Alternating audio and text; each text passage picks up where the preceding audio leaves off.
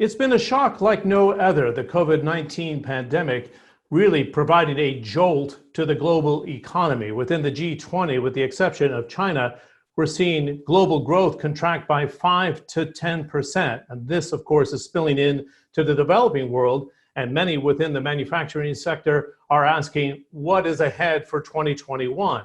We know there's been progress on vaccines, but the timeline to roll out those vaccines is a huge question mark. And the reality is, in terms of business right now, one has to live with the vaccine and still plan for the future. And we have an excellent panel in which to do so. And we're asking this multi-trillion-dollar question, actually, how do you live with COVID-19, not have it impact your global output, and still provide innovation for the future? Let's introduce our star-studded panel, if you will. His Excellency Khaldoon Al-Mubarak of Mubadala Investment Company. Joe Kaeser is the president and CEO of the Siemens Group. Darius Adamczyk is the CEO of Honeywell. And Jean-Pascal Tricoire is the CEO of Schneider Electric. Gentlemen, it's great to have you at the GMIS to analyze what we are faced with today. And I think our audience would really love to hear from this group of leaders around the world, a global perspective of how to deal with COVID-19 in the last 6 to 7 months, but how do you adjust your practices for the future? So Khaldoon Al-Mubarak, do you want to share some insights about how you change the makeup of the Mubadala group today? Does it need to alter for the change that COVID-19 brings in your view? Well, it's changed many things, John. To start with, the way we operate. I think COVID has dramatically and substantially moved us into the digital age. Today, we're a financial investor. We've been able to operate essentially from home throughout the crisis. So the ability to maneuver and to operate, from home and not interrupt business at all. I think that's one of the major, learnings that all of our businesses have been able to take from this experience. It's that ability. And therefore, I think one of the things clearly post-COVID, the days of operating the way we used to operate, working in the office, distance from the office, all these things, I think will change forever. I think post-COVID, there's going to be a big change in the way businesses run and people operate in and out of offices.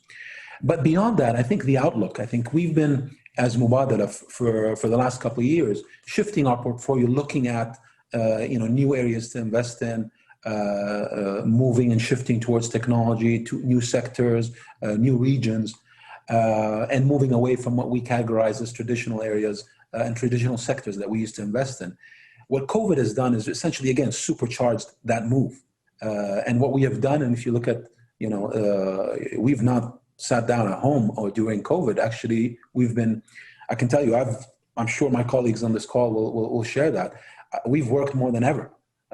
This has been an area or a time in which we've been focused, we've been diligent, we've been active, we've been deploying capital and finding opportunities and really shifting our portfolio to the direction that we were planning on going to, maybe albeit a slower pace, in a much faster pace right now.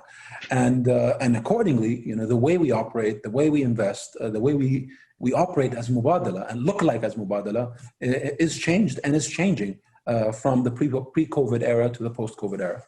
Fascinating to watch. Darius Adamczyk, this pandemic caught you during what shall we say, a very deep transformation at Honeywell, a group now that has joined the Dow 30 Industrials, which gives a reflection of how the company's seen and how the makeup of that index in the United States is changing as well. Did this, as Khaldoon is suggesting, accelerate that process within Honeywell itself? Well, John, thank you for the question, and it's a pleasure to be here with all my esteemed colleagues. But we were actually very fortunate because as Honeywell, we had 3 primary strategic initiatives that were in place long before this crisis hit. Those three initiatives were Honeywell Connected Enterprise, which is essentially becoming much more of a software company to the external world. And we had a pretty good basis to start with. We had about a $4 billion software business to initiate. Now that's grown, and we've been investing in that segment aggressively and will continue to do so. So that very much fits the crisis. Second point, which is Honeywell Digital, which is making ourselves a much more digitally savvy company internally, which means common data architectures, common processes, and common IT infrastructure. And luckily for us, and I do say luckily, because this is what really enabled us to pivot within a matter of days to go working from offices to working from home, is we've been on this journey for about 2.5 years, and it actually really enabled us to make this transition incredibly smooth. And then the third one, which is ISC transformation, which is being much less fixed cost oriented and have a much more variable cost structure. If you think about all three of those initiatives, they perfectly fit the kinds of things that you need to be doing in a COVID crisis. And we've been very fortunate. You know, if anything, we're accelerating all three of those initiatives because they're going to be more relevant than ever. So, and hopefully augmenting them organically and inorganically in the future. Terrific. Joe Kaeser, in fact, I did an interview with you when you took over as Chief Executive Officer of Siemens, and you were embarking on your own transformation of a very large company to make it nimble and to, as Khaldoon was suggesting, focus on growth areas of the future. This was the ultimate test. What did you learn about that transformation and then moving this organization for the next wave of growth as you leave as Chief Executive Officer in 2021? First of all, it has been quite a ride already, and honestly, the jury is still out on where this is going to end in a way, or whether it's ending at all. And the question for us is very important.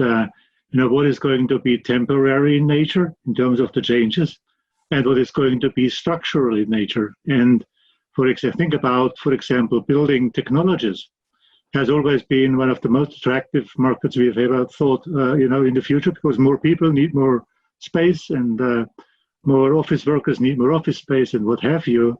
Question today is, do we really need that much anymore, at least in the next years to come, because obviously people have a different way of working. So we're very nimble, very head down on where we are. We've been coming through the crisis reasonably well with a 3-4% less revenues in the first half as compared to the same period a year ago. And the first priority to us was basically to keep our people healthy and safe, obviously.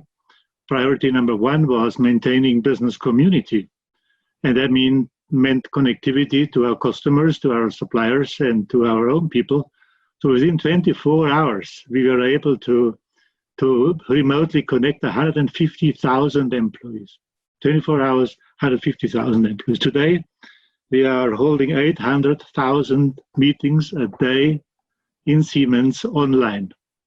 Would have never been possible to implement that on a basic democratic way, because everybody would have said, never ever, I need to go visit my colleagues in Abu Dhabi or in Singapore or in Atlanta just to see how they are doing. Now, obviously, it works the way we've been doing it. And so the question really is, what are we learning from that? One learning was that we believe flexible work needs to be maintained in the area of R&D even, and that means connectivity in the area of administration, sales. So we just decided that 150,000 people out of 390,000 can work remotely 2 to 3 days a week. That's already out there on a global scale, and we are testing on how that goes, especially obviously in the innovation sector, where you need a lot of connectivity and bandwidth in order to do simulation. And the third thing, obviously, was, as some of you may know, just in the middle of splitting our company into Siemens Industrial and Siemens Energy, which has been quite a ride. So I'm happy to report that September 28th, we will have Siemens Energy on the stock exchange. So we've come through the crisis reasonably well. We are still learning what we believe can be structural and learning what is temporary, and try to prepare honestly for the second wave. And that goes by supply chain predominantly. That goes by understanding our customer demand much better than we used to, because if our customers don't buy, hopefully that has significant ramifications, or if they are in trouble, significant ramifications on the supply chain and our people. Now in production, obviously you cannot really put the gas turbine into your living room and work from home. So that needs to be organized, how we secure production people in their environment. And those are the priorities we are working right now. Jean-Pascal Tricoire, with Schneider Electric, it's fascinating to watch because you said the number one lesson we've learned, and the previous three CEOs were suggesting the same, the influence of digitization here. Does it give like a supercharged digitalization within the company, but so pervasive that this becomes a way of life that survives COVID-19, that we don't go back to have everybody in the office, we don't go back to that level of business travel, as Joe was referring to have that face-to-face meeting? How are you planning for the future in that sense? Yeah, well, I can only confirm that the COVID has been a massive accelerator and massive catalyzer of changes of behaviors towards digital in companies. The way we work inside the company, but even more so, the systems we provide to our customers. Somebody says, who is the biggest agent of change in a company? Is it your CEO? Is it your CIO? Or is it the COVID-19? I would say COVID-19 goes faster. Much faster in terms of adoption. So give you a few examples.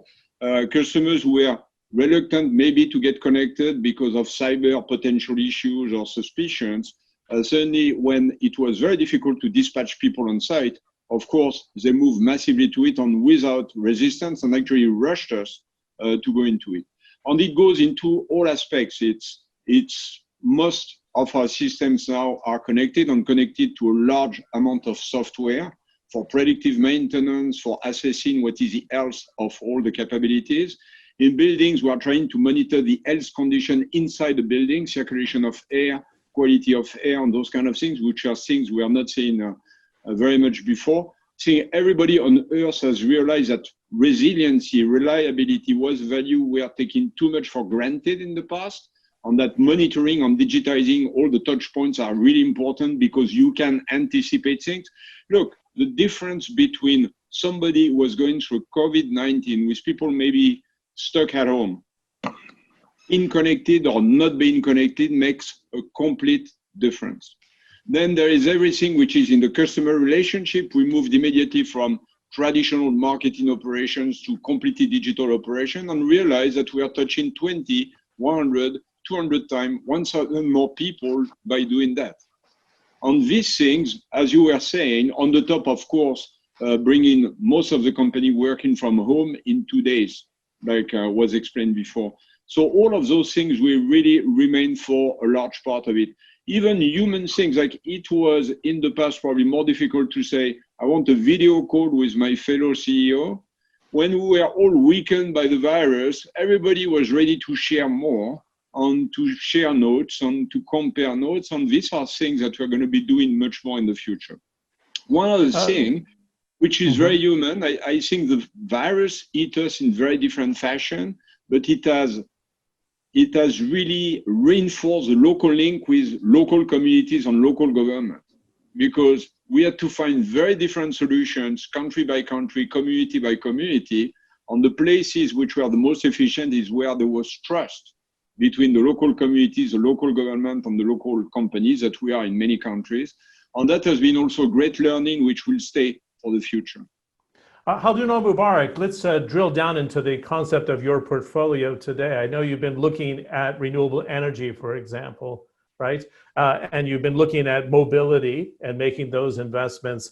How do you see yourself now in this new environment, adjusting to those two central themes into a more diversified energy base today, perhaps less demand for oil and gas in the future, and taking the next steps in terms of mobility, connectivity into city centers and even to the rural areas of the world. How will that reflect in your portfolio, do you think?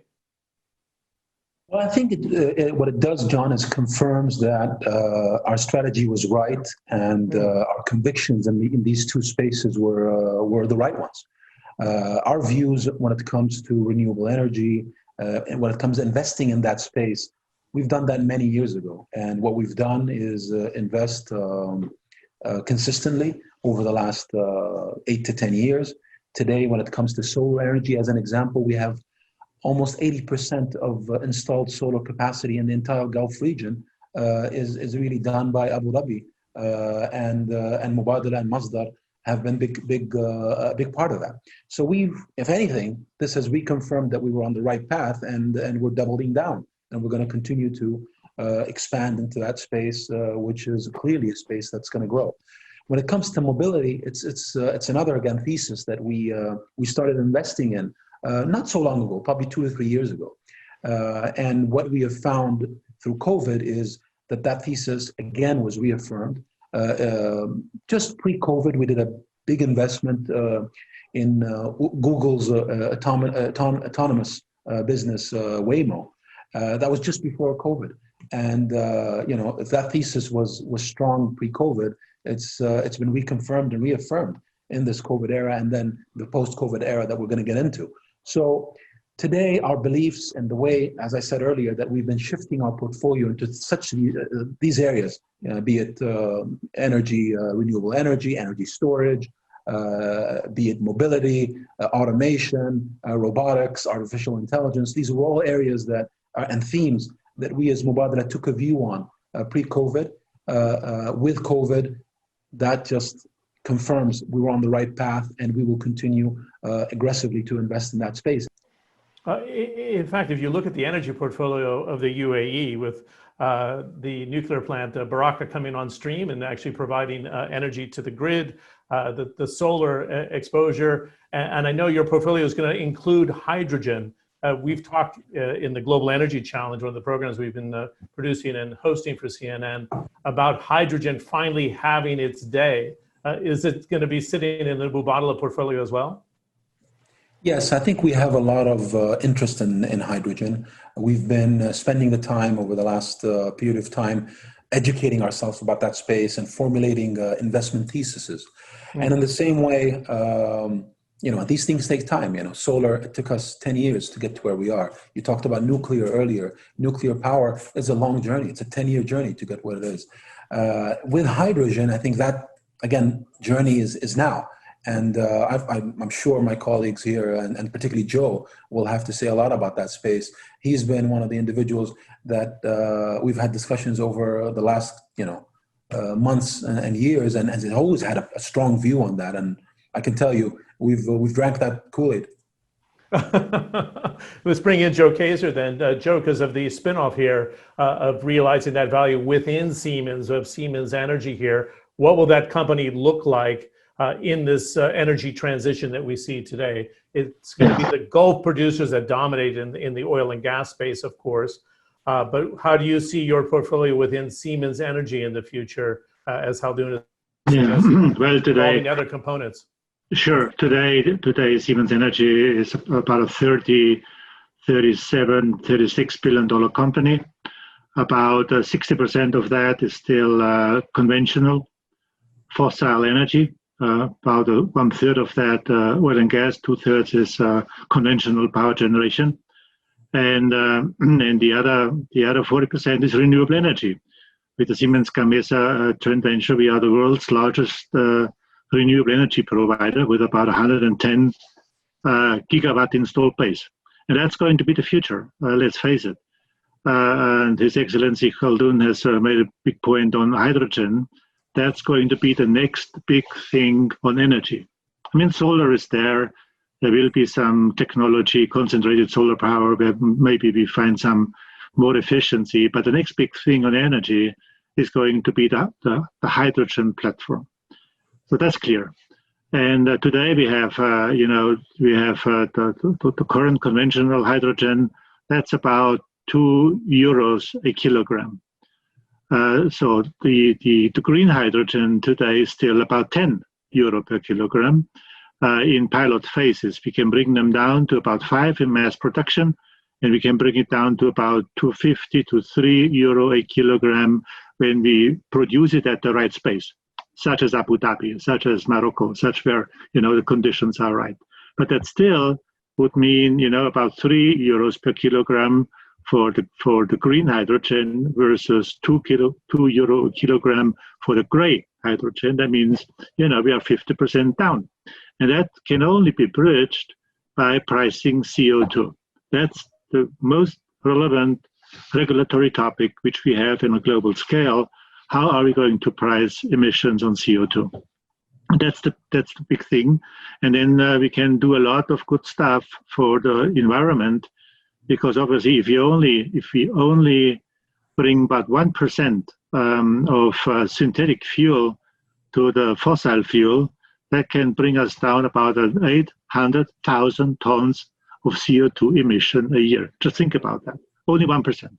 So this is the next big thing, but we need to have a common understanding on how we are going to price the CO2. That's very, very key, very, very clear. Otherwise, physics just doesn't help us going forward.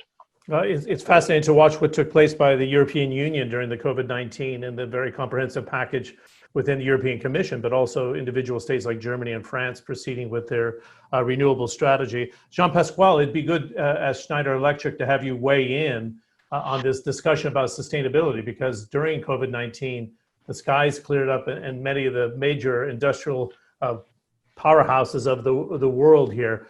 Does that survive when the global economy starts to recover, that we're on the sustainability path? The investment of Schneider Electric reflects that, very similar to Siemens and Mubadala? Well, I believe that at least the awareness for more sustainability has been heightened by the COVID, because at the end of the day, the virus and climate change are the byproduct of a lot of concentration of population, big urbanization, and somewhere globalization, which we have to make more sustainable. We believe on our side that there is a path, there is a way. And I want to, we're speaking about Abu Dhabi, but I was always impressed. We are one of the first participants in Mazda, that a place in the world that would be one of the richest in the world in fossil resources would have the foresight to invest long time ago into the development of renewable, was already a marker of this forward thinking in the world. And we believe at Schneider that the first priority we have, which nobody debates, you can have a lot of debates about nuclear, not nuclear, hydrogen, not hydrogen. There is something that people don't speak about, but which everybody agrees on. It's savings, efficiency. And today we are embarking into the biggest revolution for savings and efficiency, which is digitization. And Schneider has been on the forefront of that. And if you look there again in Abu Dhabi, one of the most brilliant examples of full digitization that we have in a company, from drilling to shipping, is with ADNOC, where every digital information is brought back on a unified operation center, which not only helps on resiliency, optimization of supply chain, global efficiency, but of course, better efficiency in energy, on saving of resources. Resources that, by the way, can be commercialized for people who need truly fossil fuels. So we see smart and green going together. We think actually that smart is the best foundation of green, and we don't oppose them at all. And if you try to reconcile the impossible deadlock of climate change, it goes with a lot of efficiency step change with digitization and with clean electrification. I mean, and technologies are here. I mean, we can speak about the next innovation, the next moonshot, the next everything. If we bring electricity from 20% to 40% of energy consumption in a world which needs more energy, if we save everywhere 30 to 50% thanks to digitization, we organize some circularity, and we go from 6% of renewable only today in the world to 40%, then we bring back the trajectory of climate change below 1.5 degrees. So let's deploy what we have, let's educate, teach to the youth how to design with those technologies, which are not technologies of the 22nd century. They are technologies that are already proven, and let's deploy them. And I think Abu Dhabi has been one of the examples of anticipated deployment in a territory that on the paper was not in a place, in a country that was not needing it in the first place. Great analysis there. I wanted to bring in Darius from Honeywell. We don't need to dwell on it, but I actually was in the manufacturing facility of Strata when the N95 mask development was rolling out, and maybe we can have His Excellency Khaldoon make a comment as well. But is this when partnerships are tested and why you have partnerships? Because with the N95 mask, it was something that the Gulf states in particular were overly dependent on imports. And what did Mubadala and Honeywell do together to move to market quickly, knock down some barriers to get the N95 mask into the GCC? Darius, do you want to start? Sure. No, I'll start. And this is really, I give all the credit to Khaldoon and his vision, because we literally had a phone call. I think it was sort of in the early May timeframe, and within 2 or 3 weeks' time, we had a partnership JV set up with Strata and the N95 masks, and it was a great example of the kind of partnership, the kind of innovation, and the speed at which there's no chance without a crisis we'd be able to get it up and running a manufacturing facility within a matter of a few weeks. I mean, that's never been done before. If I went back to my team and said, how long would it take us to do this under normal circumstances, they'd say 9 months to a year. We did it in essentially 3 weeks, 3 to 4 weeks, which is just incredible. And it's really, the partnership that Honeywell's had with Mubadala and Khaldoon is just tremendous. And this is a great example of us partnering, acting very quickly, and bringing something that the world needed. And by the way, we did this. UAE, we're very proud of that partnership, but we did the same thing in the UK. We had partnerships in China, in India, in the US, where we opened up 2 new manufacturing facilities. And so we've had a very, very active role in keeping the world safe and protected as much as possible from this fight we all have against COVID. Khaldoon, it's a great example of how the Gulf states of the Middle East can push towards import substitution and do it quickly. What's the lesson you walked away there, making those quick decisions with your partner? Well, first of all, it takes 2 to tango. And Darius, without Darius, without Honeywell, impossible. This couldn't have been done. And you need partnership, you need trust, you need, in a time of crisis, it's these relationships that you build over the years, these business relationships, that then create these, trust foundations. Because, as Darius said, an effort like this in the middle of a crisis, in the middle, let's not kid around. These were dark times, dark days. Back then in April and May, it was unclear how COVID was going to play out, and the challenge was great. But to be able to, rely on a partner like Honeywell, to be able to have a conversation, to be able to quickly, reach a commercial resolution, things that would take weeks and months, you need to do in minutes or hours max.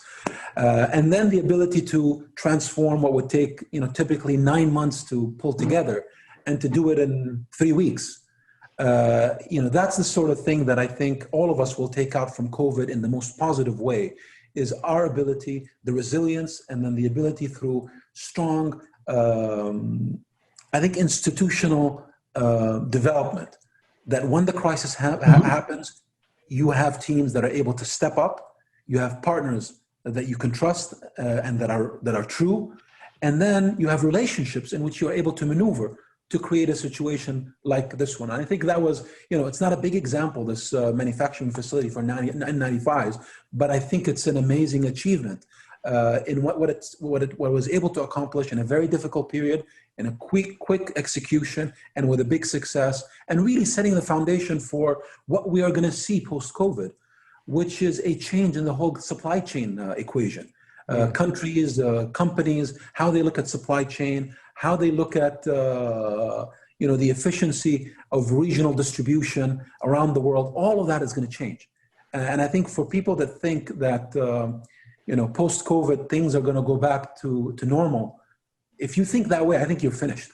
It's not. The world has changed, and you have to evolve. And I think the companies and countries and individuals that are able to pivot and really look at this new world, I think will be the ones that succeed post-COVID. Okay, you brought us some very good points that I'd like to bring into the wider debate here. Joe Kaeser, what does 2021 look like? There's been so much liquidity pumped in by governments around the world, better than $11 trillion to play here. And as I suggested in my opening comments, contractions of 5 to 10%. Is it dependent on a vaccine to grow in 2021, or do we live with COVID, and do we still contract next year? Why don't you start there, Joe, and I'll bring the others in. Well, obviously, it's a look into the crystal ball, which time will tell. I'm a bit mindful about what the people call the second wave. So because, the value chains today are so much optimized, productivity is so well placed that, little disruptions already can cause at the end no result. So that's something we still need to get over with and do structural changes that be more robust in the whole value chain. So that's why I'm a bit cautious about what 2021 look like. On the other hand, I would say the ones who get it right, like His Excellency said, people who don't adopt and don't learn from their crisis shouldn't be there anyway. Or what Jean-Pascal said on the efficiency, the ones who get it right and have invested into simulation, remote training and services and what have you, they will be the winners. So what I would expect 21 to be is that we will have a stronger, a more powerful consolidation where let's say the noise and the signals are going to divert quite a lot. That's what I will be seeing. Okay. Darius, what are your thoughts here about the governments? They've almost made a pledge to rescue their societies by pumping in so much money and taking on a lot of debt. In the case of the UK, where I'm sitting now, or the United States, paying salaries for a period of 6 to 9 months that can't be sustained forever. So how does this play into your corporate planning in terms of growth next year? What are we likely to see then?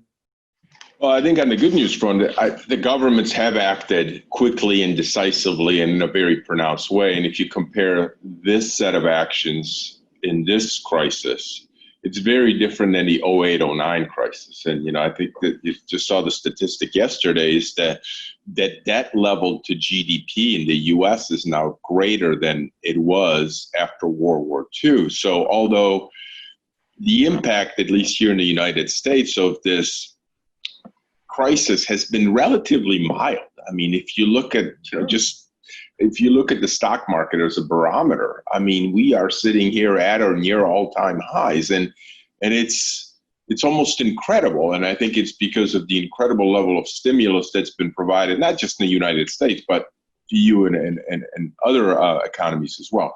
That's the good news.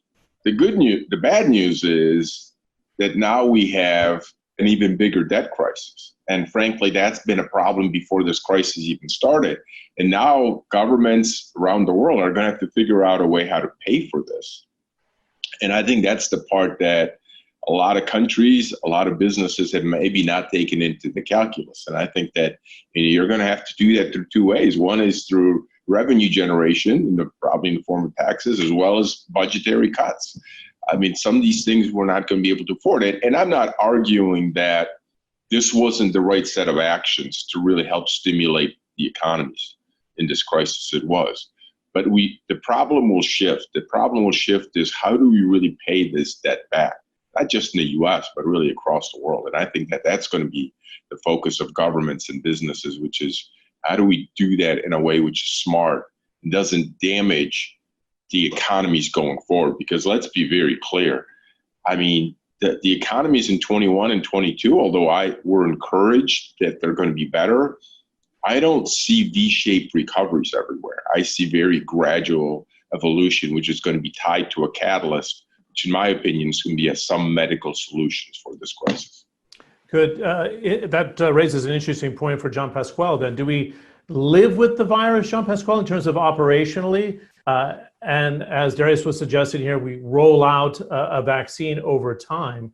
But does it serve as a drag, COVID-19, for the next year, 2 years, perhaps even longer? You have to plan for the worst. What are you doing at Schneider Electric? Well, we are not doctors, so we're going to take all the good news. But my point of view is that we shouldn't speak about post-COVID. We should speak about with COVID and learning to live with those new constraints. Back to your question about the money of the governments have stepped up to the plate in front of a big crisis. My biggest concern today is for the youth, because all the protective measures have been rightly so to protect, seeing the characteristics of the disease, the eldest in our societies. But at the same time, people who are getting punished and don't manage to get a job potentially are the youngsters, and they are the future of our world. So on our side, we really work closely with governments and, as was referred before, with institutions where we develop to propose internship co-ops and make sure that there is not a few generations, a few years of age that are left aside from the integration into professional society. My second point that I would like to emphasize on the stimulus, it should be directed also to small and medium companies. Because companies like us, we drive large business, but we live with an ecosystem of integrators, of partners, downstream of Schneider, of many suppliers, smaller companies who are our suppliers. And it's really imperative that is a wealth, the strength of countries and industries. And it's really important that we help those companies to go through a crisis and actually use the crisis to modernize and digitize to come back to and be more sustainable, as we said before, prepare for the future. Maybe certainly direct less the packages to soothe the pain of the crisis and to make sure that we prepare the whole generation and the whole economy to a future-proof kind of level for the future. Great. I actually agree with, if I may, I agree with Jean-Pascal. It's crucially important that we not only, have billions and trillions of government money and stimulus, but also that this money is going to be invested into the future and not into backward-oriented industries, because they're going to die anyway. And if we are not mindful about the future today, we actually, forfeit much of the future which we can design and direct. Truly important. Good. Khaldoon Al-Mubarak, as an investment company, and Darius brought this up, we see very high valuations in the stock market because of low interest rates and all the liquidity.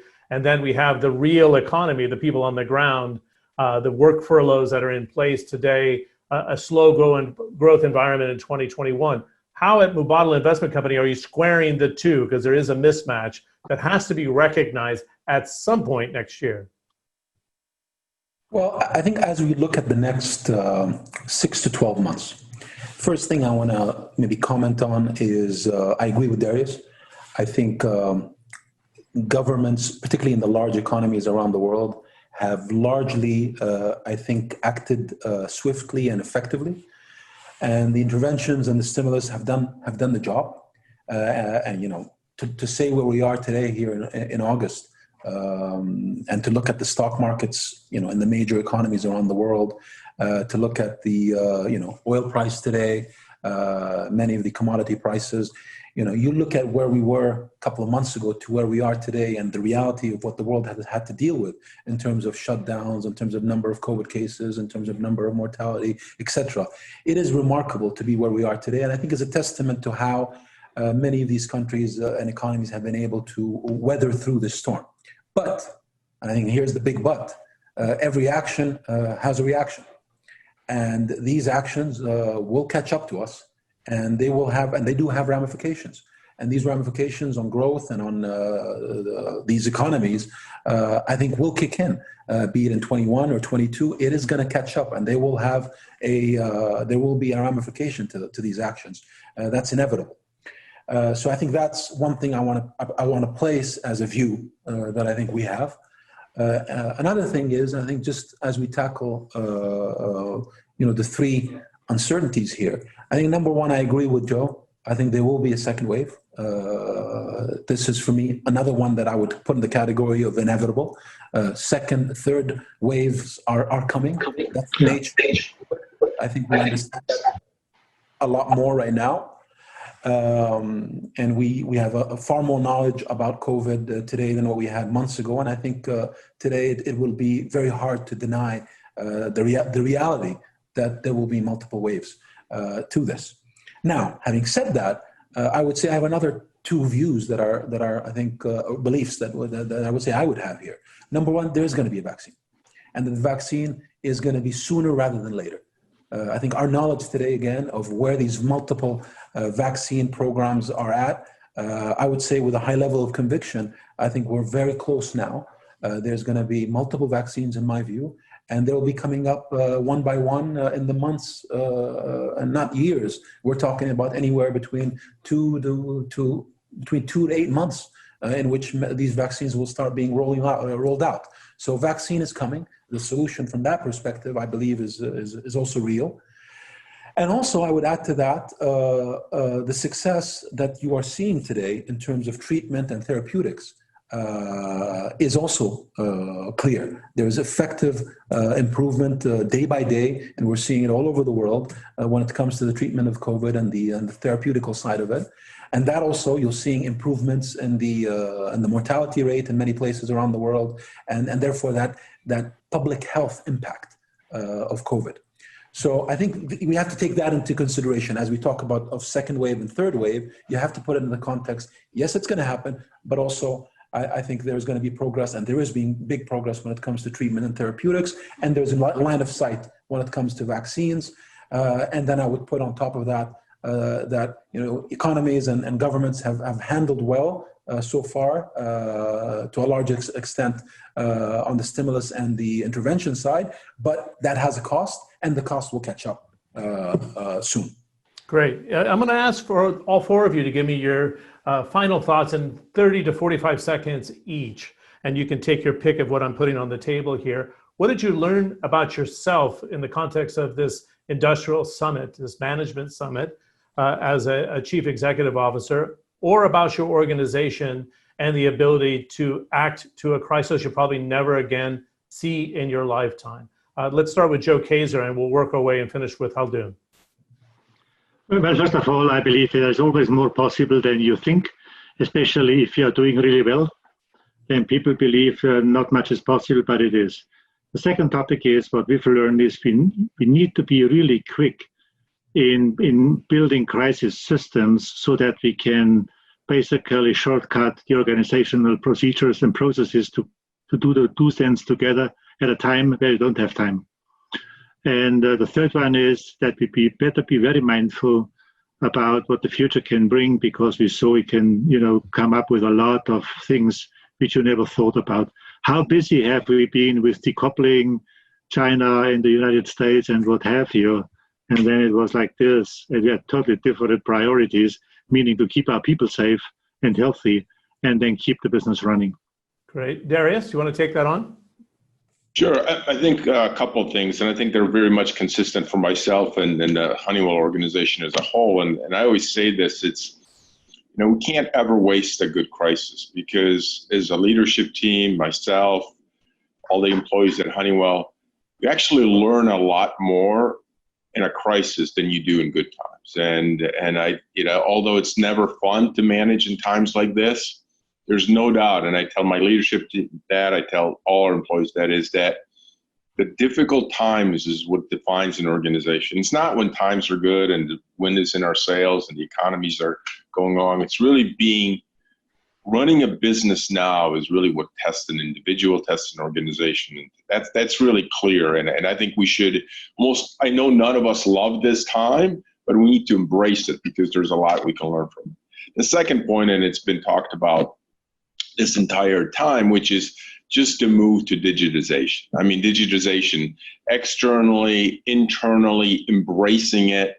It's undeniable that the world is going to become much more digital, and trying to resist that change is pointless. And if one resists that change, I think one is in danger of having an obsolete company that's not going to be contemporary and keep up with the time. So those are the two big conclusions for me.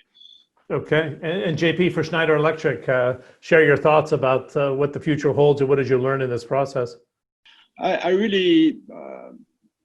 think one thing we've learned is the importance of trust and empowerment of people on site, of communities on site. Our factories working directly with the local authorities, finding local solutions corresponding to their local problems on the way the virus was hitting the community. So really on the fact that in a crisis like this, it's not about you yourself, but it's about your whole ecosystem. You are not healthy if the key components of your ecosystem are not, like your suppliers or your key partners to touch your customers. So it's about, of course, that it's a lot of dialogue, local trust, and big empowerment, real empowerment to your people, because in times of crisis, and I think we've all experienced it, you've got to make one decision every second. It doesn't work in rigid organization. You have to really understand what's happening on the ground to make the real decisions. Good. Khaldoon Al-Mubarak, I was living through the Abu Dhabi UAE experience, and there's a lot of trust in government, a lot of trust that we hear with your partners about Mubadala making decisions and moving quickly. What did you learn as a manager or about your organization and partnering with the government to solve problems on the ground during the crisis? Well, it's hard to add to what my colleagues here have said, although I've said very important things. But I'd start with, I learned that black swan events happen.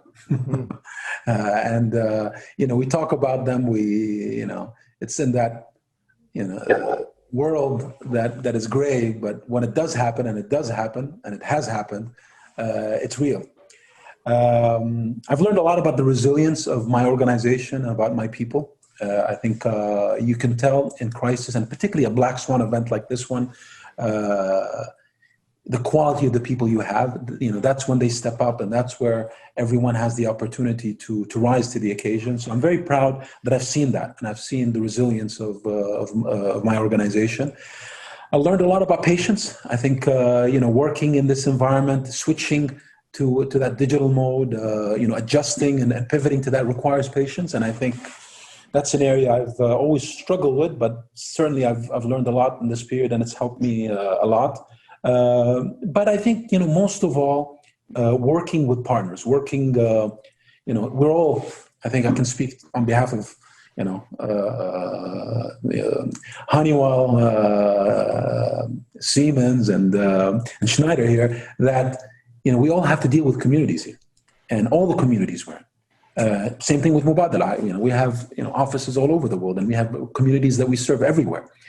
That relationship with the community, that relationship with the respective governments, in our case, obviously, particularly the Abu Dhabi government, the UAE government, and working with this environment, that trust in each other as an organization, as an institution, but of course in the government. In these sort of crises, that's where if you've done it right or you've done it not right. And I'm particularly proud, I think, that that relationship has worked, and we've been able to help the communities we've been working in. And here in the UAE, we've played our part, and we've seen how at least our government here in the UAE has really stepped up and delivered for the country. Okay, thank you very, very much, all four of you, for participating today, and with all the candor and strategy, what you went through and what you're planning for from 2021 and beyond. Thank you very much. Thank you. Thank you, John.